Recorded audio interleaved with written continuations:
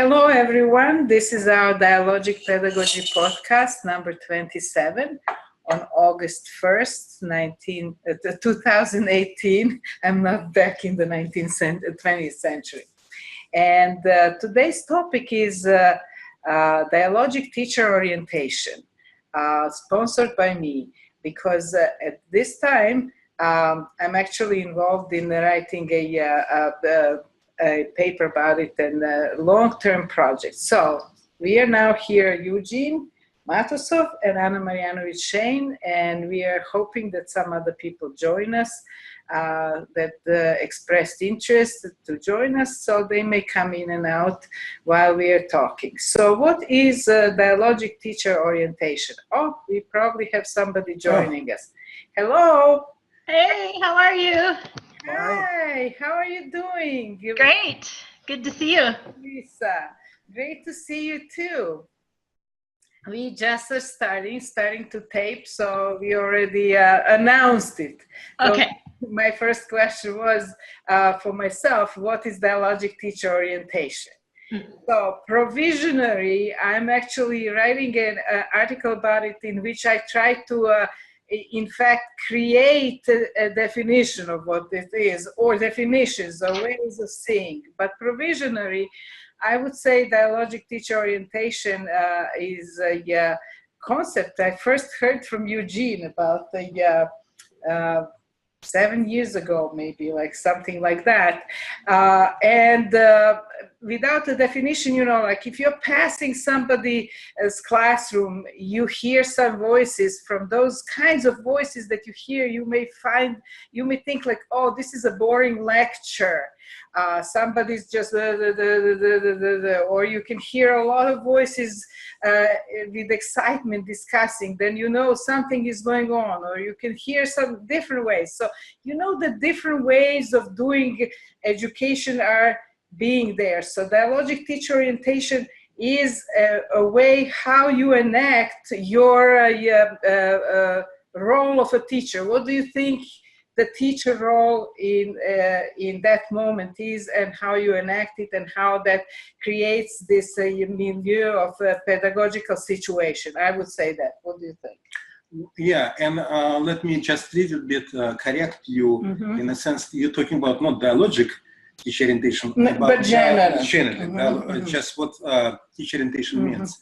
Yeah, and yeah, I agree. It's about role. It's about like almost like face that you're putting there when you're going to the, let's say, to teach in the classroom, or maybe not even in the classroom, in any place. Yeah, Anna just mentioned that even voice changed of the people. That's why that my example about going through the my university and listening people teaching, they teach in different voice than they will just talk.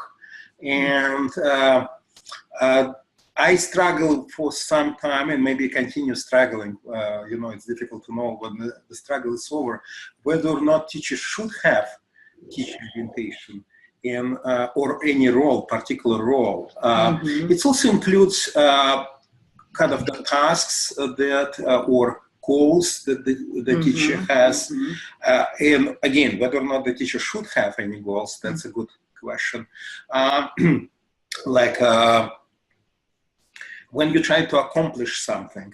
I just came back from China, and I talked with one of the Chinese students of mine who was teacher herself, and she kind of made an interesting point that she's never late when she was a teacher, when she's in teacher role, but she can be late when she's a student. That's part of, for me, is teacher orientation, like not to be late, for example. There are many things around this teacher orientation. And first of all, it's kind of teacher orientation, the focus on the teacher. But then dialogic. And then not only dialogic, what kind of orientation it is. First of all, if you accept that the teacher should have special orientation, it becomes more, like in particular, like what kind of orientation teacher should have or has. Right. Because that's two different things, whether or not what people want and what they really do. Right. And so that became very actually the trigger for me, that on one hand I want some things and I have certain beliefs about what the good teaching is, but what I do in the class and then when I listen to that is not rising to that, and sometimes I do completely opposite. So one of the first indicators for me was when my dialogues in the class constantly were breaking. Like it would start very well, and then something would happen that I was not aware in the class at all at that moment, and the whole dialogue just collapses. And so I was listening a lot with, I always was taping my classes and listening to what was going on, and with Eugene very often analyzing to figure out what in the world did I say or somebody else say or do to stop the dialogue. Actually, there is another article that we wrote together about the ideas dying in the classroom. And in that, you can see almost like an actor on the stage. If you look at what's going on as if it was some kind of a stage activity, you could see that there are a certain monological forces that kind of like close everything. One of them is if I did not believe if I didn't want to accept the student's idea, because I strongly believed in my idea. I didn't actually put my idea to test, but I was trying to persuade the students, which is really a monological thing to do. So I'm now interviewing. Can you back to the teacher orientation? Yeah. Instead of talking about the article. No, I'm backing in teacher orientation is exactly what you want to do. What your pedagogical desire to do really defines your teacher orientation. You may have ideological idea what you are believing should be good or not, but your desire, which sometimes is not visible to you in the moment when it's happening, actually resolves the situation in the moment. That's how it looks to me. I don't know. At the same time, it looks to me from what Eugene was always the way how Eugene is talking about teacher orientation and how I'm thinking of it, that there is a duality of what you are doing in the class and what you are believing should happen. It's not always the same. That's one duality. There is another duality that to me looks sometimes like what people who study theater and actors are talking, that in the moment of acting, you as an actor could enact some tragedy and have a very bad feeling as a character, but as an actor, you're very happy that you're doing it well. So there is a double consciousness there in some way, that while you're doing things in the class, you're observing yourself and saying, oh, this is working, this is not working, I should do it this way, I should not do it this way. At the same time as you're participating and they promoting a dialogue. I don't think that there is that duality if you are in a monological class. I think it is, but it's not duality, it's plurality. Okay, plurality. There are many things going on in the teacher jungle. But I want to hear, like, Melissa, what you joined that, our conversation, like why you joined that? Do you want to, do you have questions? Do you want to share something, like, or just you want to listen more? How, like, what's... I'm intrigued by this idea of the inner dialogue that's going on in your head while you're teaching, whether you're behaving in a monologic fashion as a teacher or you're trying to facilitate dialogue. I do think that inner voice is going on. I guess I'm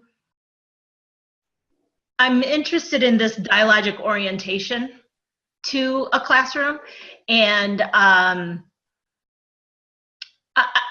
don't know if this is kind of what what you're thinking about as you were talking, but sometimes I'm in a position to teach in a monologic way, but at the same time, I try to be very receptive to my students.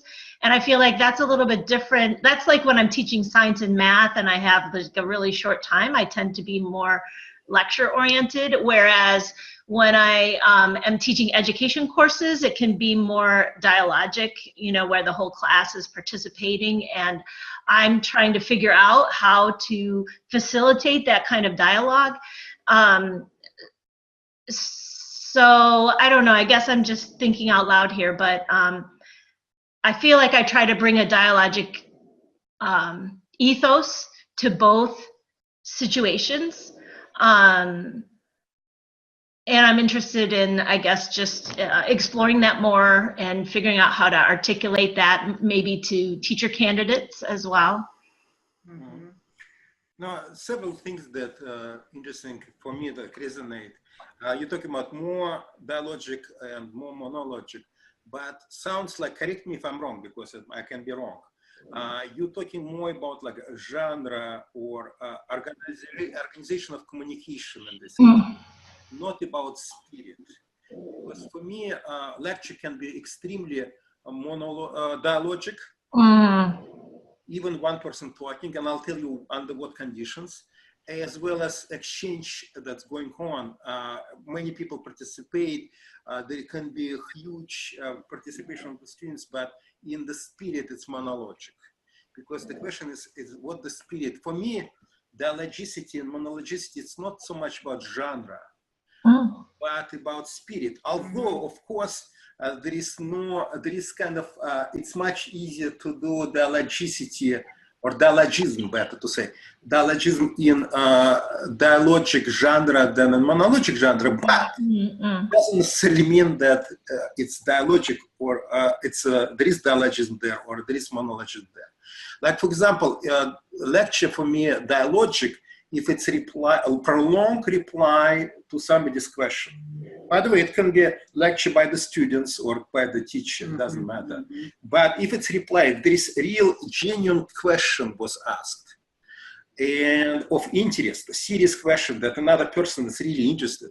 And you're taking a long time to reply. In my view, that's dialogic lecture or dialogic monologue, which is it sounds like contradiction, but monologue in that sense, it's a genre of communication or organization of communication. I want to add to that something. I think. Can you? By the way, the opposition of that's true as well. There could be there is a classroom could be with a lot of exchanges, a lot of questions asked. But if it's not genuine questions, it's about testing and about or about trying to guess what the teacher wants us to tell, and so on and so forth. It could be very in the genre, very dialogic, but it's monological spirit. Actually, you know. Okay, Adam Levstein,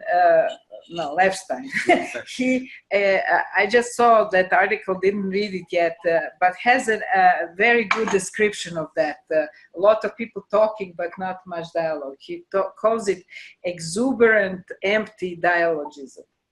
Because children, it's some teachers that want to promote dialogue, but are not really in the spirit, dialogic. The students very quickly read them, and they know that will be good if they say something, whatever. So they're very enthusiastically saying things, agreeing, disagreeing, but there is nothing much really going on in terms of actually exploring ideas. I have to still read that article. It's on my list because of. Can you add this article to this podcast so we can? I will add okay, that. good. Adam Levstein. That's some newest things that they are doing there. That's very interesting, yes, because your students very quickly feel how to please the teacher. That's what I saw from the abstract. But what I want to add about this prolonged lecture as part of dialogue, I think it's we always say dialogue is the relationship between a serious question and a serious and interested answer. I think it entails a lot more than just question answer, because it's also about how you treat other people. Because I'm recently watching some very interesting series about the philosophical teacher from Barcelona. It's a fiction, who is very, very Merli. Who is very, very dialogic. Actually, you can find on Netflix the season 1. It's called Merli. And what he does is he makes it personal for every student. Very esoteric concepts, philosophical concepts, he actually addresses like you would say that, Melissa, right? Or not? What do you think? So it's kind of like in the big lecture, you don't have to even give the word, but kind of like just trigger some aggressivity there that's ontological for the student. I have to run out for just a second. I'll be right back. Okay. So what do you think about that? Well, another thing in Merli, if we're talking about that, it's not just that. It's he selected, if you noticed, many times he selected in Barcelona, and he's teaching philosophy for the high school students, and he's selecting particular philosopher because the situation, tension that emerge among the students, and sometimes not only students and teachers as well, requires that kind of philosophy, because that philosophy is helpful for that one way or another. So it's very ontological in this case teaching. The one thing that Melissa was talking about, and she's exactly back then. Excellent timing. It's about, did you notice that Melissa mentioned time pressure? And it's true that usually when where teacher feels lack of time, they switch to more monologic because they're covering curriculum or which is a monologic idea. And it's a good question, like what to do when you know there is no time, there is lack of time, and from dialogic point of view. But before that, I still want to rewind us back. One of the big questions that I struggled, and maybe continue struggling, is whether or not teacher orientation is dialogic by its nature. Because right now, I almost don't feel having any orientation in this talk with us. In us, the three of us, except little bit I have, because I want to make sure that all of us have opportunity to talk. But other than that, which is not very big kind of pressure on me, because you're pretty good by yourself, addressing that concern yourself. But other than that, I'm not having. So it feels to me that you get split. Like when you feel that you have orientation, you're doing something that's splitting you in some way. Because you feel that you're not only. There are much more than that. Why? Well, but first of all, of course, I'm split because I feel like a teacher is a teacher. I'm talking about right now a teacher, not as Eugene here and now, but Eugene here and then. Not here, there and then. There is so many concerns going on. Like there is developing of intellectual ideas. Developing these ideas within the ontology of the student's ontology. Also, there is physical time that's going on. There is something, that, for example, in one class, I had bizarre things. It used to be a computer class, and for the computer class, they created very strong air conditioners. And this air conditioner worked even when the temperature outside was not very high. So my students were sitting like this. And, you know, also my students, young people, and mostly females, and they like to dress not according to the weather because they would like to be beautiful. And so they were sitting like this. And, you know, sitting like that, and, you know, I saw that. You cannot develop intellectual ideas. No, it's not about having, about that. I need to address that. This is not, you know, it's not human to see somebody else suffering and not addressing that. You know, it's and dealing something with that, and not sympathizing even with them, and not thinking how to solve that problem on the long run. And this is, I'm thinking while things. Yeah. This is bringing me to.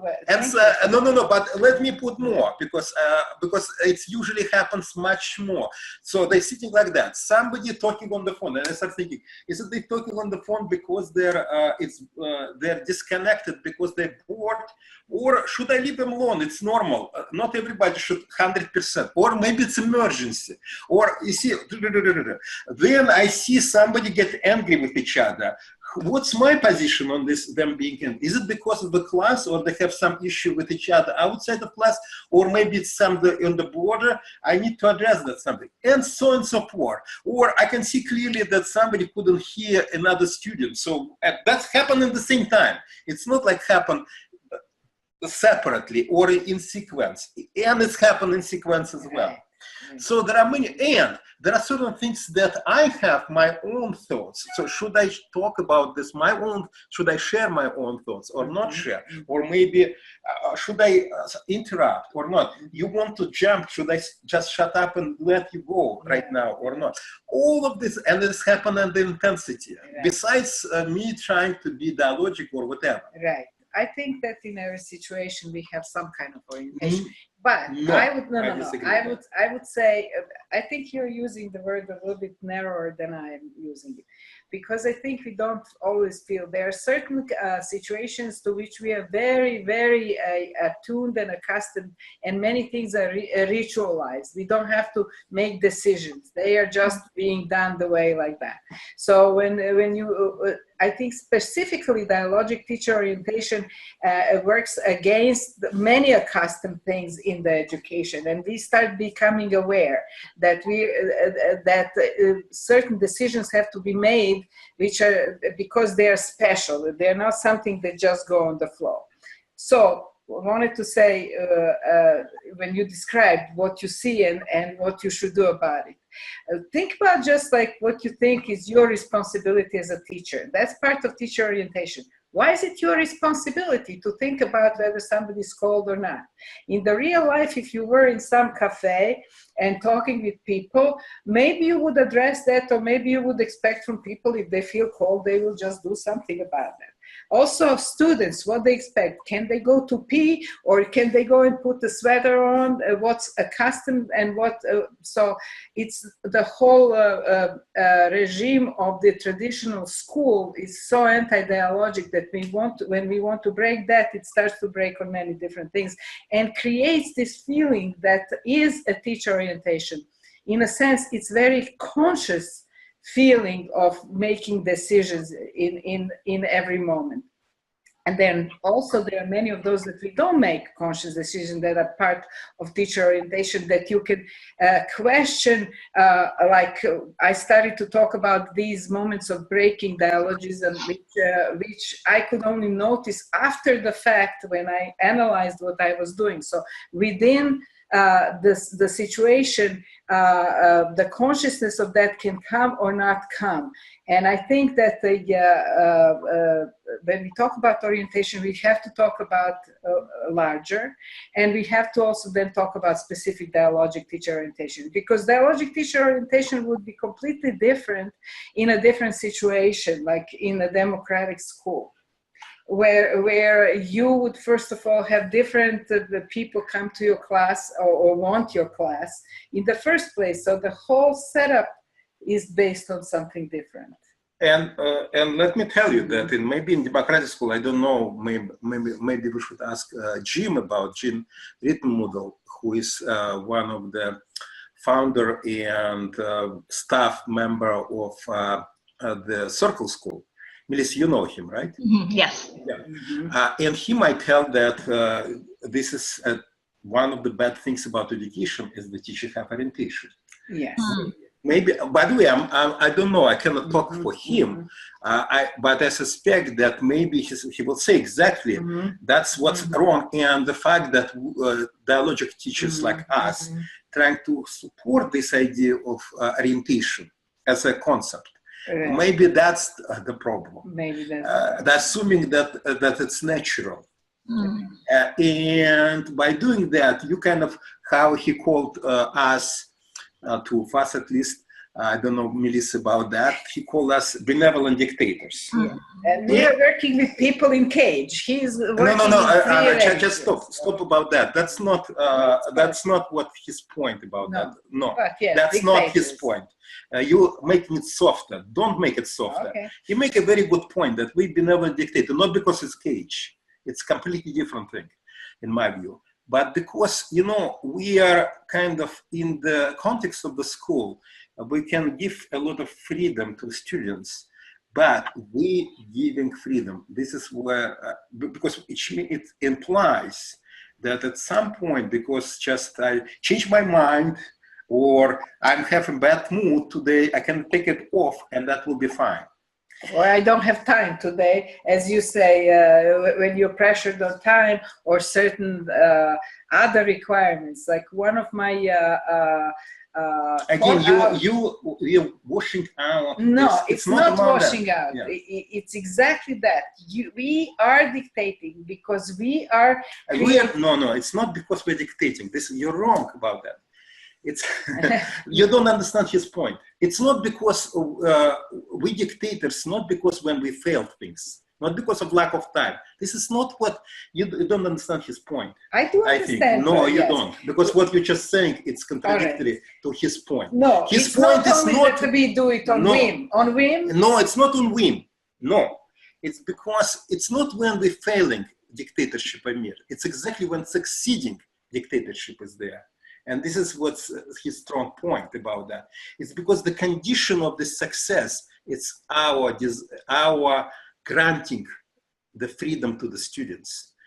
And the point that we can grant it means that we are dictators. Not when there is lack of time, not when we start being non-dialogic. No, when we are dialogic, when everything's going right, the condition of this going right is because it's coming from us. It's true that students collaborate, whatever. It's coming a lot of things from students. Right? This is the strongest point. It's because it's much easier to say, "Oh, we're dictators when we failed ourselves." That's another story. But the most interesting story about that we dictators when we're successful, and I think I think this is a tremendous gift, at least for me, when he said that, because it's very unpleasant. Right. But I think it's true, and this is things. So maybe this is what creates this teacher orientation, and that was much big hypothesis. Currently, I kind of disagree with that hypothesis. I think about that teacher orientation is required because we are not equal with the students, and we should not be equal with the students. We are kind of serving. We are for the students, not students for us. And students are only for themselves, which means one person, not taking responsibility for everybody else. And that's the other thing that I wanted to mention when you say responsibility. What responsibility as a teacher you take as a dialogic teacher, or you think you're taking? But it's nothing to do with dialogic teacher or not. No, it's we're talking about the role of the teacher. Right.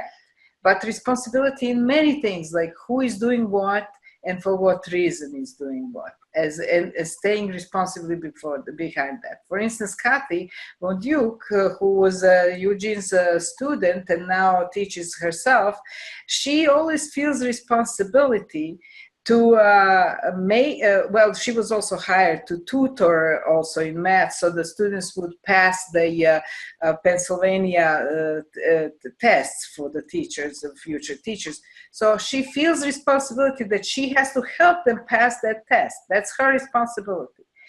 Of course, that kind of responsibility is not dialogic responsibility, because she is then caught into that implicit, you have to pass the test and nothing else matters. So whatever you do would be. And sometimes other people, she's not the only one. From the people that I interviewed, there's that kind of similar responsibility, but it comes from the situation. And for me, I think examining the role of coercion in education has been really helpful. And finding ways to reject the assumption that coercion is okay. And even when I teach science at the community college, I teach the exact same program to adults who have chosen to take the program versus people who just got hired at a company and are required to take the program. Everything else is identical. My students who have chosen to take the program love my class. The ones who have to do it with their job are more resistant. They don't dislike it, but they just don't embrace it in the same way that the adult students who are choosing to take the program, bring to it. So for me to have a dialogic orientation with my students, if they're forced to be there and they don't have a choice, that right there makes it almost impossible to really be fully dialogic with them. I have to be a benevolent dictator. Whereas, if there's a case when they're fully free to either say no or participate, then I feel like I can be fully dialogic. But again, the question is, can or even should we be fully dialogic with the students? Like I said, we meaning teachers in this case, because, and this is what part of the struggle, because when I'm in classroom, it's not like I came there to dialogue as students came to dialogue and to learn things. I feel, in this case, I'm a student. I'm a learner, actually, better to say learner. Like, the question is, well, I have other responsibilities as well. For example, facilitating learning, which is not necessarily the same as being a learner. And let me provide some my teacher orientation kind of things. Like, for example, I rarely, if at all, reveal what I think to my students, unless I was asked directly by my students, which has happened. Some students in some classes start stopping me and say, Eugene, what do you think about that? If they don't ask me, I always, even if I present my point of view, I never present as my point of view. I said, like, some educator or some people, some scholars do this, this and that. This is their position. What do you think about that? Or I try to bring alternative ideas, right? But again, I never try to engage. If I'm engaged in kind of dialogue with the students, I'm usually having a hat, special hat. I'm not committing to any idea to that, unless they ask me to do that. My students ask me. That's a orientation, and this is very different. Like right now, I'm not doing that with you guys right now, right? I'm clearly presenting my ideas, where I believe, with my commitment to that ideas, my pravda, right? Using Russian word for that. But I'm not doing that with my classes. Again, some people might say that it's wrong. And I, in past, was saying that's wrong. Well, and in this case, let me finish. In this case, it's not real dialogue between me and my students, because they don't even, many of them don't see me there. And sometimes they even wrongly assume, because I'm presenting alternative ideas, and they're guessing that it's mine. And they, in many ways, they're wrong, because they don't know mine. And unless they ask me what is mine. So yes, so that's another duality, that being in a dialogue and facilitating dialogue is two different things. Completely different thing. And so that's part of dialogic teacher orientation, to facilitate dialogue and not to enter the dialogue truly fully, which in that case you don't have orientation, because you're then standing for your position, and because of the of course inequality of the authority there, you're shutting up the students. Possibly they would have to be very strong to resist if they disagree with you. So that's one of the indicators for me that the class is going well, is if at the end of the class students say, by the way, what do you think? We never know what you think. And then I thought that the facilitation was good, because they were free to explore various ideas without thinking about what the teacher will think. How about? But maybe you have to have that orientation because there's a power differential. You have to make more efforts than you would just you're not an equal partner in the dialogue. And I want to say that's the same that's true in a democratic school. As staff members, we have to constantly balance being authentic and saying our opinions with an awareness that because we're adults, we're automatically given a certain role by the students, whether we want it or not. And so there is that necessity to be sort of circumspect in our interactions with students. So you're constantly judging, like, do I be my, fully authentic self like I would with adults in this moment? Or do I hold myself back a little bit just to make sure that they have the space that they need to be fully authentic participants? Right. Yeah, that's very, very big divide, I think. Because like you were saying that it is a difference in responsibility, like that as a staff member, I have a different responsibility than the students do in a way. I got to go to the door. One more second. I'll be right back. Very good. Very good. Yeah, I think that's one of the big. Awesome. Thank you. You too. Create, facilitate, to promote the dialogue for the students, not for yourself to be a learner. Although you, for a long time, you thought that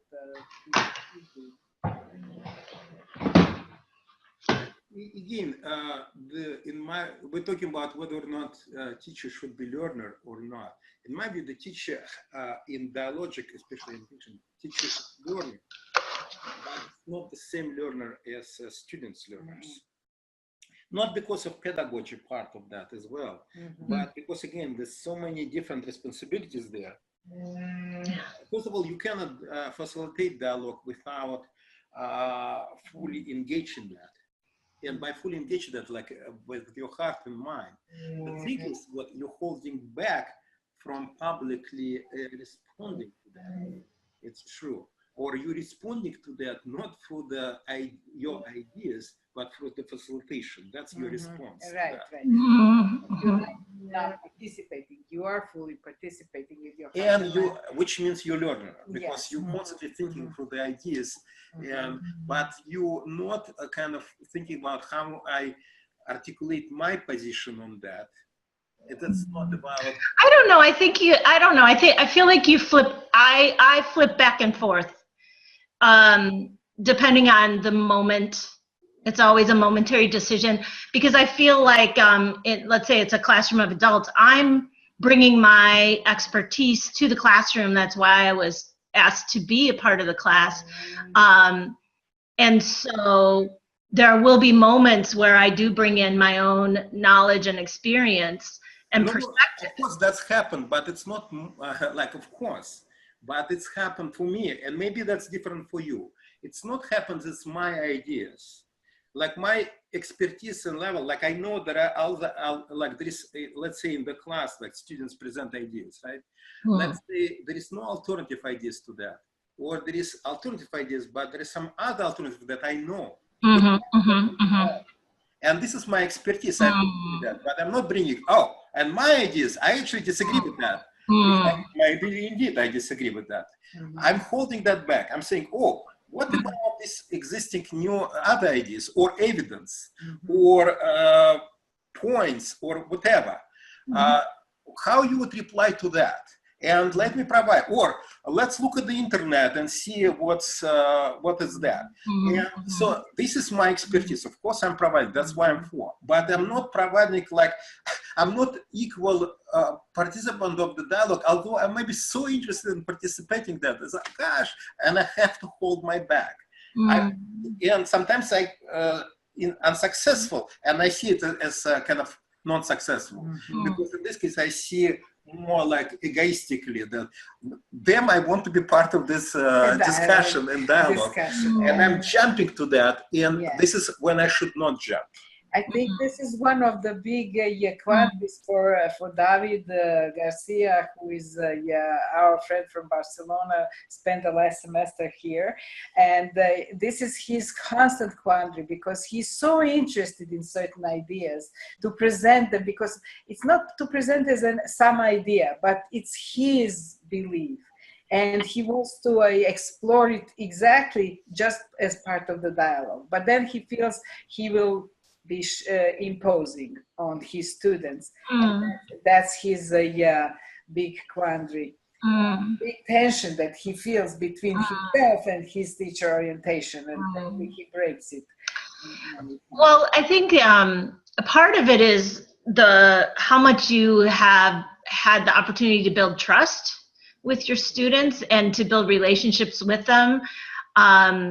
I think that takes so much time, and then maybe in a conventional, 6-month or 3-month semester or whatever, you can't do that, because in some way you'll be undermining your relationship with them, right? That almost a betrayal of trust.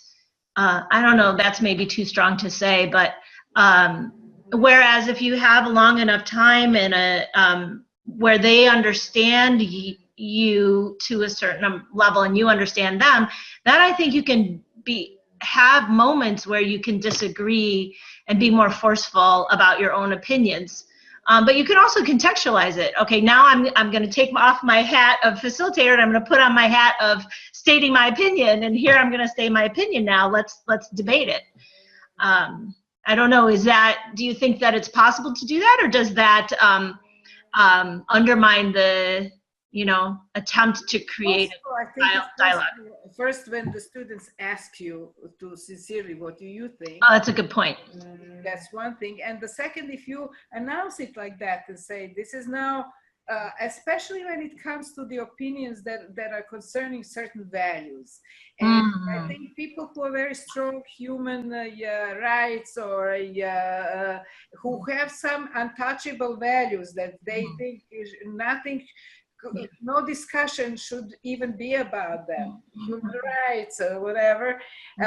Those are the most delicate times when you really don't want to allow people to disagree with you, because you so believe that you're right, that you have to really. These are not just ideas in science or in math or something else, but where you're very invested. And that's the hardest time. Yeah, for me, a problem like that I faced with, that I noticed, and this is not necessarily good, but again, that's I'm struggling with. I'm usually much more critical. Again, it's not coming from me critical. Of course, I'm masking that by saying, well, there is this position. With positions that actually close to mine, I become more critical, and the position that with which I strongly disagree, I'm much more nurturing. And I think it's not good, because I don't think it should be based on that. And maybe I'm trying to overcompensate something. Afraid to fall into your own position. That's one of afraid, but it could be reverse thing. It could be very egoistic things, because since I'm more interested in my ideas, I'm more interested to test them. So when the students present them, I say, aha, this is an interesting opportunity for me. What about this? What about that? Yeah, teachable moment. For me, not only for them, but it's only for me. And reverse thing has happened as well. It could be also egoistic for me to nurture positions that I disagree, because I want to appreciate them and learn to appreciate them, because I know that they're wrong, right? They're wrong. But I want to explore, like, okay, so what's the truth behind them? So really I'm on the opposite side. So it could be both overcompensation because I want to not to be so-called biased. On the other hand, it could be pure egoistic, because intellectually it's much more interesting for me to nurture positions that I disagree and criticize positions that I agree than vice versa. That's easy. That's lazy kind of things intellectually for me. It's less challenging. Well, that the most interesting is when you can do that with every idea, Yeah. to find where are the boundaries, what are the good. And I'm trying to do that. I'm just saying I'm unbalanced. I think in my kind of internal observation that I'm very unbalanced. Students, when they don't ask what I'm thinking, I just notice how they talk about me. And because of that, they think, for example, that I'm much more conservative than I am. Because I very much support conservative positions and like crush left or liberal positions, because I'm not crushing them, but I'm providing alternatives. Like, how you would reply to that? Plus, I also think there is another kind of things that I struggle with that. I think that liberal position, by appreciating alternatives internally, much more kind of go with that, much more should be comfortable with that than, let's say, positions that much more authoritarian and less appreciated. So again, I think there's something wrong with what I'm doing, but I'm struggling with that. What do you think is wrong? Well, they're wrong because I think I agree with Anna to some degree that both of them deserve nurturing part, or finding like the truth in them, and trying to find limitations of them. I think the most successful classes for me were those where we could really tease out various different positions. Yeah. And about each one of them, go what's pro, what's con, why in what situation it would work or not work, and then kind of like, and then what's your now position for each student? Like sometimes it would be like, what mixture of this and that is in your life, or something like that. Those were most successful because suddenly everybody can see that there is no black and white, and that in a sense, not black and white, but that there is a truth to different positions. Yeah, but that sounds like a relativism. It's not relativism. Or some because at the end you say, but what is your position? So and they say balanced. No, it's not balanced. Yeah. I remember we could, how much percent of this one and how much percent. Yeah, but that's in my view. That again makes them feel like they have to make a choice at the end. Yeah, but at the end there is no end. That's the interesting point, that when it's not relativism, but you bring things, they are not equally, they cannot equally be compared anyway, and you may find a little. No, you can compare them, and this is what I disagree with you about. That there is idea that there is no right point. There could be a right point. No, this is what I'm not saying that exactly what I'm saying, that there could be a right point. Or could be not. That's right. You don't know in advance. Not only not in advance, you continue. This is, for me, the interesting part of that. It's not final like that. The students coming from the end, not with the idea that, oh, this is resolved. No. It could be sometimes resolved, but also to feel that it can continue. Right. And there is something interesting happened, and it can continue. And it can continue. Rather than there is 70% of this, 30% of that, and done. The formula is there. It's not about finding the formula that's satisfying you. It's continue this. You get there. You get kind of almost like infected by that now, and you continue dissatisfying, but also hearing different truth and trying to deal with them, and knowing that you're getting in certain situation when whole things will be different. Right. But that's prepare you to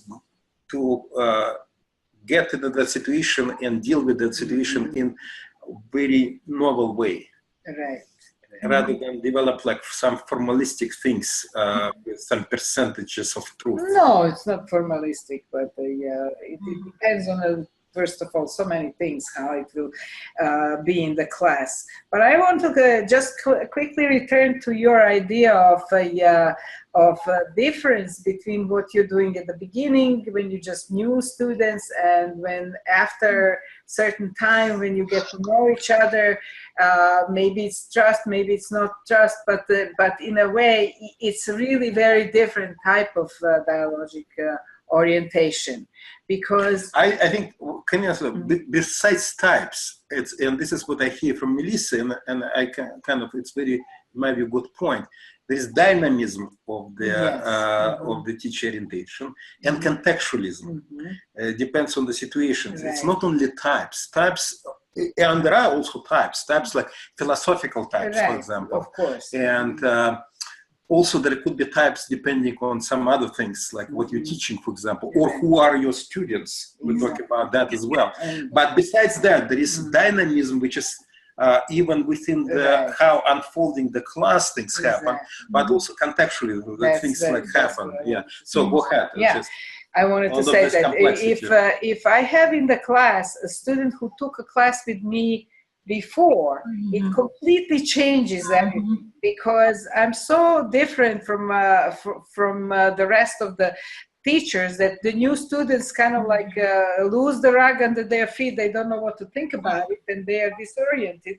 And that disorientation kind of like you have to work through it for a while until things start to be really, even they can feel that they can dialogue at all, because they are first trying to figure out what do I expect from them in order to orient themselves. So it's not only your orientation, but it's also the student's orientation. That's exactly what I wanted to say. This dynamism changes because people have to get on the I don't know, is it trust, but kind of like know what is the regime here, like what is okay, what's legitimate, for I remember from the last fall semester when my new class of students, and they said, we don't know, that we didn't learn about it. And I said, I'm not asking what you know, but what your opinion is like on certain things which are everyday people's things. And oh, you're asking about opinion. We thought you're asking facts. So, yeah, I think there's it's a culture that has to be created, and everybody's sort of on this continuum of how much they understand what it means to be in dialogue. And the course that I took at DePaul while I was working on my doctorate, where we really focused on dialogue, my professor was really good at facilitating dialogue and knowing those moments of saying, okay, where do you find that in the text? And you know, some of the questions that you all mentioned about that I think are really great about being able to facilitate and move dialogue forward. And then I think over time, students get more of a feel for the difference. I remember one of my friends said, a lot of courses he was in, when they have discussions, the discussions just sort of meandered based on whatever students said. They went here, they went there, but they didn't create something new from the dialogue. And people didn't walk away with new understandings from the conversation in class. Whereas when your focus really is on dialogue, it does kind of, I know that I walk away having learned something, not just about pedagogy, but about the topic that we were discussing. Just because I heard students say it in a way that I hadn't thought about it before, or give an example that broadened my thinking. So I do feel as a teacher, I am a participant in the dialogue at some level, and I am learning right along with the students in the same way that they are. I just maybe have a little more experience than they have in doing it, and maybe a little more practice. That's very interesting. Well, one part of this kind of what you're talking about, but one part of my dialogic orientation as my role, not only bring alternative ideas when it's required, or also not only nurturing and challenging students, but also bringing what I call maps of the discussion maps, and at some point, not all of it, like conceptualize what's just happening and just presenting that. And when I say map, I'm usually a very visual person. I try to draw positions, relationship between the or among the positions. And usually students find that useful, although also I'm doing that with them because sometimes I'm misrepresenting them position, not intentionally, but just like because I invite them to correct that. And correction is also a very active part of the dialogue. Because in a way, by creating these maps, are mirroring them. Yes. And sometimes successfully, sometimes not successfully, but not successful is also. But it teases out. It could be also like teaching, learning opportunity for them to say, Eugene, no, this is not what I'm saying. Okay, let's see how it's saying, how it will change the map itself, what you're saying, that in relationship. I think with that's others. a very important part. Yeah.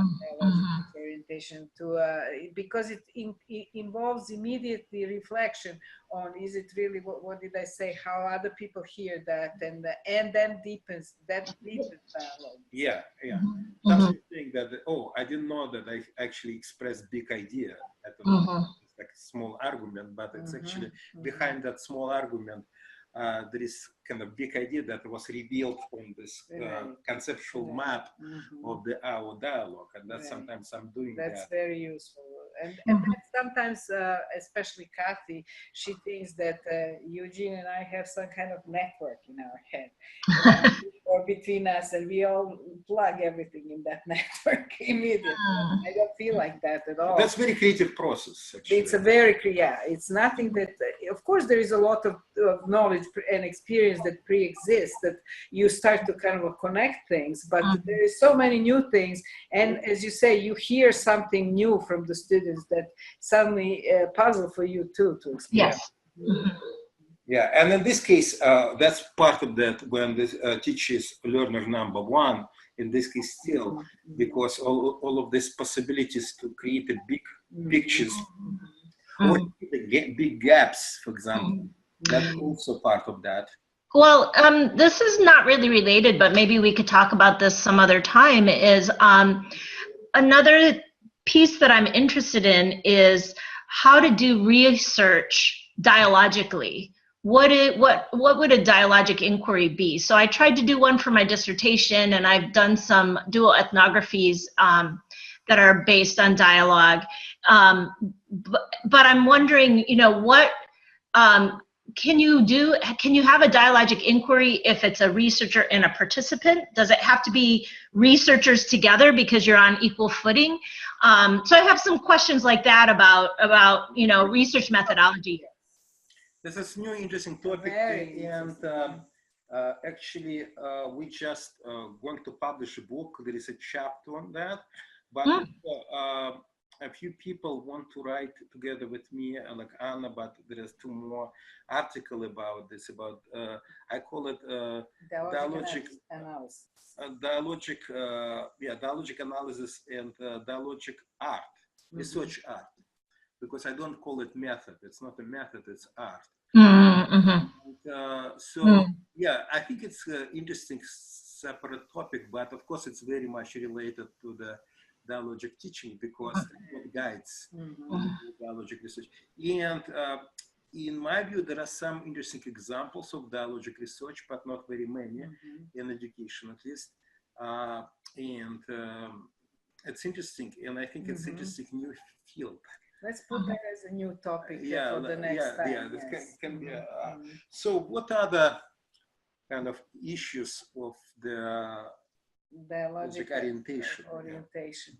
Well, I have not found in the literature anything really about orientation. That's a completely new concept. But I have found some research about teacher identity and even dialogic approach to teacher identity that I will probably, most probably critique a lot. But one of the things that they are aware if you take that kind of cut through, just through identity, they are aware of this kind of like duality of the positions, that there is this, they call it discontinuity of the self, but that goes into the research on the self, dialogic self, if you know that research by Hermans and some other people. But it's not very useful for dialogic teacher orientation because they're really so concerned about identity and self that they don't bring any teaching situations in which you can see that. Because it's almost like talking about one side of, you have a mirror, but there is no picture in that mirror. You have partners, dialogic partners with your students, but you're only talking or like hearing a conversation on the telephone only from one side, but you don't know what the other side is talking. So that's an interesting thing to think about it in some ways, but completely to destroy, in a sense, the concept of identity, because it's not helpful for pedagogy at all. Teacher identity, maybe that's like, who am I, comes in some way as some part of what I'm doing as an orientation, but that's so little and so wrongly positioned to me.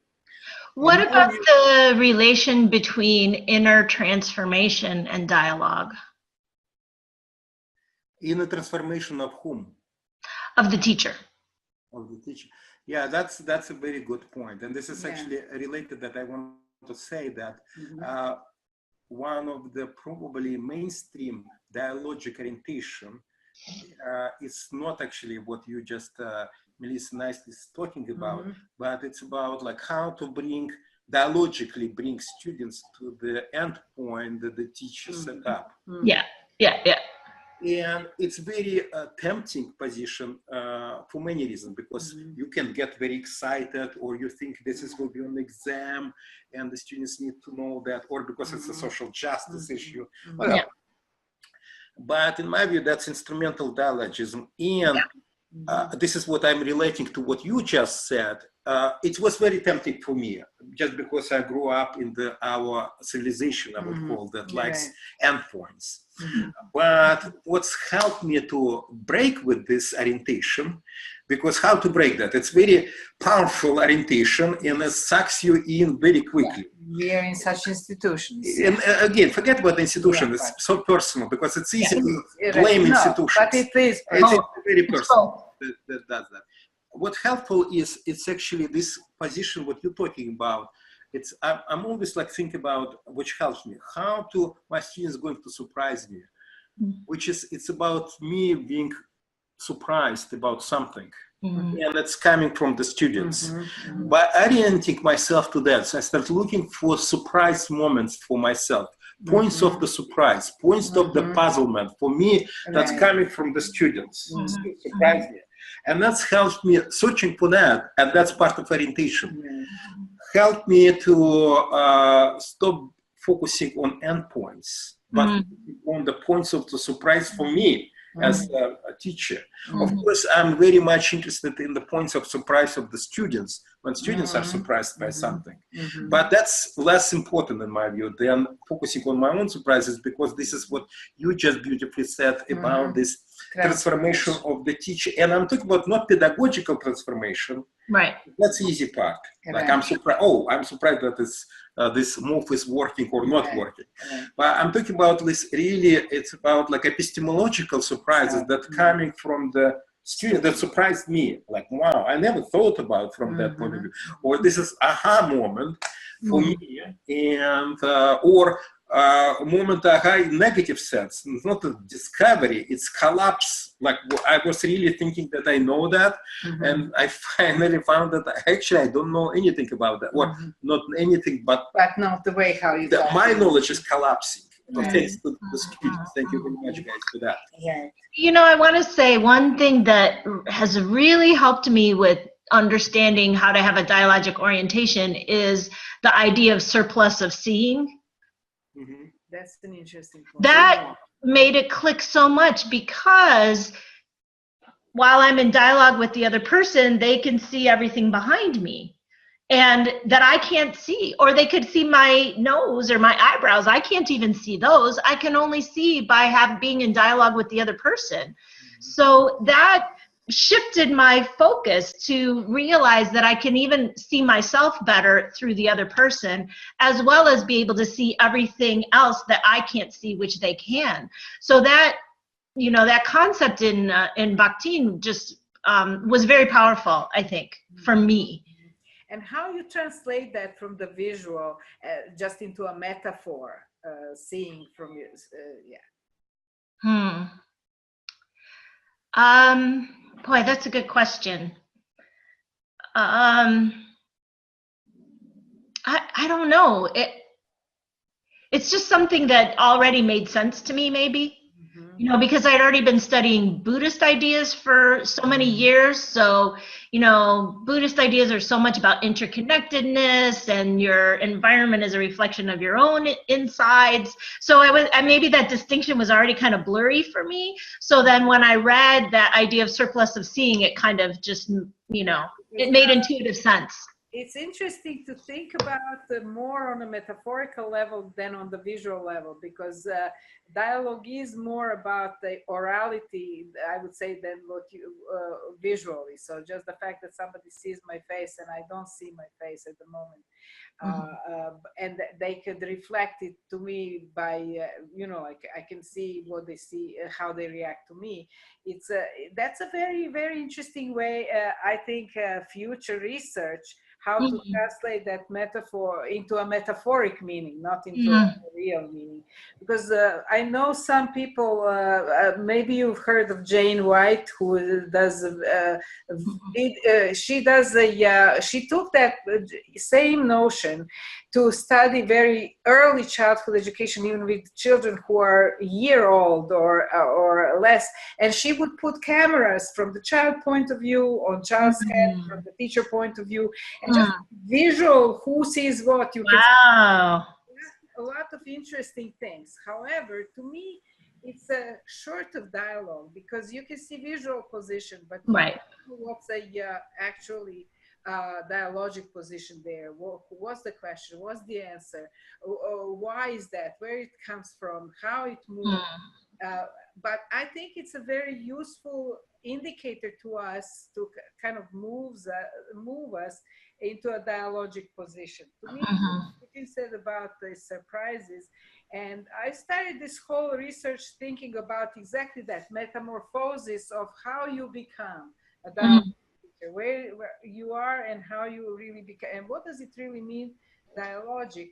And I was thinking about like empowering students, letting them, I was thinking about the creating environment that's like a rich learning environment and safe learning environment. All of that are not yet completely. I think that I understand it right now in my own personal development as a dialogic teacher, mostly through exactly when I prepare for a class, I think about what I'm interested to hear what the students think about this. I don't know what they will think. Maybe I could suspect many of them will think this, many of them that, kind of like they're stereotypical. But I really want to see what Melissa thinks, what Eugene thinks, what Kathy thinks, what David thinks, and why they're, and where their personal position is, and how that comes together with other people's, but on a very concrete level. Like what makes them tick about that.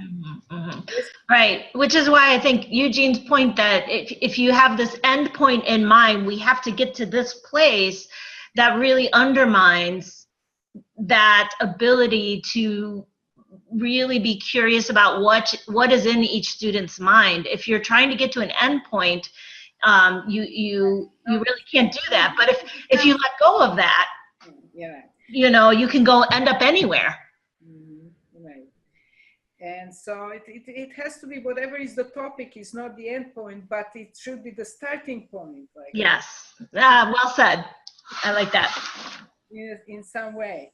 Of course, there is no starting point and no end point. Right. So artificial and depends, yes. Okay, this was very interesting way that you said the surplus of vision is an interesting way of thinking. what happens to your dialogic orientation? One thing that is, and it's really surplus of vision, and which is continues that visual metaphor. With my students, I videotape lessons that they do with the kids in after-school program. And then we watch that, and usually my students don't like to watch themselves. Yeah. Which is understandable.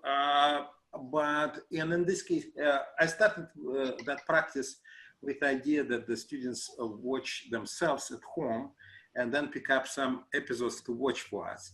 It didn't work because they didn't want to do that themselves. So we decided to do that different, which is worked quite well, since they remember good and bad moments, kind of bad moments about their teaching.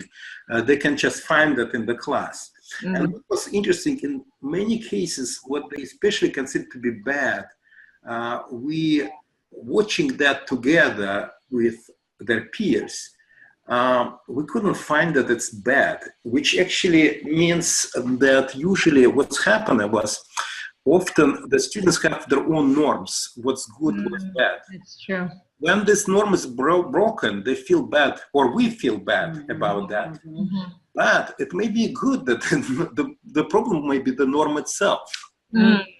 But that's not what emotionally you get dissatisfied. And for you, that was a breaking point of your lesson. Something was going wrong. I can give you examples if you're interested in that specific, because I remember.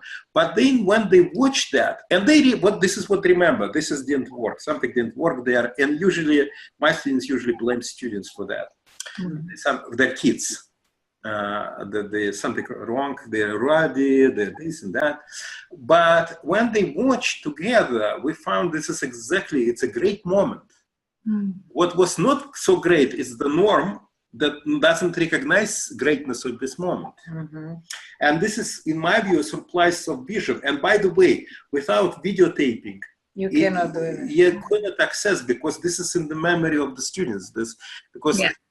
And sometimes when they watch that, they couldn't recognize, or better to say, reconcile between how they felt and remember that moment with what they see. And even only audio. When I listen to audios of my classes, it's completely revealing things that I thought completely different. Yeah, and this is, in my view, this is interesting part of the surplus of knowledge. And the question is it possible to learn, kind of recognize that your norms are wrong while you teach it, without necessarily even watching the videotapes, or no, it's impossible. And actually you need to make your teaching as a text, as a visual text, and then work with, take it out of yourself. I think for me it was mostly really very useful when we would discuss the classes. Not only. But again, discussing classes is not. Even with your students, but discussing, there are two things. One is what happened, how we all see what happened, and that could be different opinions. But another thing is how else it could have happened. What else could you have done? Yeah, but the problem is with this kind of discussions, again, the people who experience things, like when you're a teacher, you have completely different memory. And even the students disagree with that, well, it's like your opinion, man. When you can watch together, you see the common text. Exactly. Yes, you have your own feelings, and then you become, why the hell am I having these feelings? But that's question emerge mostly when you see it yourself, because it's such a strange thing that your memory is not what you see. It's conflicting with your memory. Again, I can give you a specific example of the student. She brought what's called Chihuahua. It's like a strange animal to the kids. Chenille, not chenille. It's not Chihuahua. It's one of those little animals. Chinchilla. Yes. Chihuahua is a dog. I always confuse this two. Chinchilla. And she asked kids to guess what animals it is. And the kids provided such a wonderful things, but from the teacher, my student point of view, it was out of control. And from other students say that, what do you call control? Like you expecting that the thing, you ask this terrific question, and students start brainstorming and talking with each other what it might be, where it lives, what it eats, and so on and so forth. And you can see that how much she frustrated, the tension in that student, they grow visually. Like, why are you frustrated? You should just wait. And she constantly trying to interrupt, and she's saying constantly, hey, you, like trying to silence them. Why to silence? Let them talk. And then they become much more interested to hear what other people want to say and to share that, what they say. And so the student get completely, first of all, so much excited about after that. First of all, she was like disoriented, like, and that's part of the orientation. If you have orientation, you can be disoriented. And she get disoriented, like how the hell she now see it very clearly herself, how great the moment was. At the same time, this is probably the biggest success of her lesson. Yeah. But she thought that it's the worst part of the lesson. How come two things can go together? Until she realized that her norm is wrong. And breaking the norm makes it more exciting. So she wanted to actually repeat her lesson and bring Black Rabbit and see what will happen with that, because she wanted to experience more there rather than less. It'd be interesting too to ask the students, what do you think the best part of the lesson is, and what do you think the worst part of the lesson is? That's what I was asking them. That's part of the started, and they show best part, and we discussed like why, and also all this question was how you would do it differently and why, and whether or not you need to do it differently or not. So all of these discussions were there. So the teacher was discussing it with the teacher's students. No. It was like that. Okay, and okay. First of all, language police, because otherwise it's confusing. Okay. Okay. I call my students always, and they were teaching kids. They're not students; they're kids at after-school program. Yeah. So what I ask my students is to bring the video of their own teaching of the kids. Right. Okay. So I'm talking about having the conversation with the kids and find out what the kids say the best. Yeah. That will be what. That's what I mean. Yeah. No. That's kind of next level to show them. Right. Yeah. And ask them what they probably like the most. That's interesting idea. Maybe I will try next semester. Thank you. That's a very interesting idea. The reason why I bring that up is because when I first started teaching, well, I would say it was, I think one of the hardest things about being a teacher is you don't feel like you can be vulnerable and that you can experiment and be open-ended, because you feel so much pressure as the responsible one in the classroom. And this was 8th grade. I was teaching 8th grade. And my 3rd year in, I had a mentor teacher who told me to let my students evaluate me, let them tell me what they liked and what they didn't like. And that was a real shock to me. And I didn't know if I could do it or not. But when I did it, that was very transformative for me. That was like my first step, I think, in transformation, was to open myself up to their criticisms. This one, I'm doing that all the time with myself. Yeah. At the end of the class, my students write exit reflections with one reflection about how, whether or not that was boring, what was interesting for them, and so on. So they're doing it with me, but it's interesting. You're making a very good point to do it with my students and the kids that they were. That's right. It was once a long time ago, in actually 70s, in a classroom where there was a student teacher it was in Germany, student teacher of German, teaching 8th grade, and who was there? It was his mentor teacher who was their teacher, everyday teacher of those students in school. It was his advisor from the university, and his colleagues, other students, including me. I was just visiting. So we were in the class. The class went, it was about some poetry, very interesting new poetry. And then after the class was a debriefing, a discussion about this class with the students who were there, what they liked, what they didn't like, and of course everybody else. But at one point the kids asked that all the teachers leave. Only the candidates, that means that novice teacher and us other students of education, and them. So both the mentor and the advisor out. Wow. Because they said they cannot say openly what they think. Wow. And that was so dramatic and interesting. Of course, Yes. they loved this new teacher, and they hated their old. Wow. It was very conservative kind of a very traditional teacher. This new young man was bringing this hip hop poetry. Well, it was not hip hop, but new, you know, like, and they loved his dialogic ways that were not good. And so when we discussed everything, we decided to tell them that, but of course they would know who said what. That's interesting. Yes. Yeah. Well, I think we already did 1 hour and 30 minutes. Yes. So this is, thank you, very interesting discussion that we Very had. interesting. And, you know, do we have on the list Dialogic research? No, but we will add, and Melissa will be added as a sponsor. As a sponsor, yeah. Oh, okay. Thank you. I can say 3 of us. No, that's it. Right. Because in Russian it says initiative is punishable. Yes. It's all right. I take responsibility. And then maybe Eugene, could I read that the book chapter that you wrote? I can send it to you. Do I have your email address? I think I have. I'll send it on Facebook Messenger. Just Okay, thank you. Yeah, send okay. it and I will send it to you. Thank you.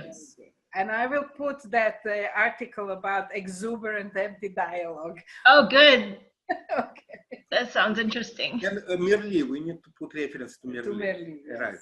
Okay. Okay. Well, see you next time. Yes. Sounds good. Bye-bye. Bye. Thank you. Ciao. Ciao, cacao.